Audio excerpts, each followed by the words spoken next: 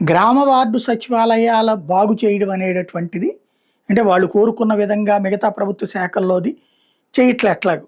కానీ ఏదన్నా కొద్దిగా చేద్దాం అనుకున్న వీళ్ళల్లో వీళ్ళే ఈర్ష్యాసూయలతో నాశనం చేసుకుంటున్నారు. తాజాగా చూస్తే గ్రామ వార్డు సచివాలయ వ్యవస్థలో 20 రకాల ఉద్యోగ హోదాల్ని 2019లో ఇచ్చారట.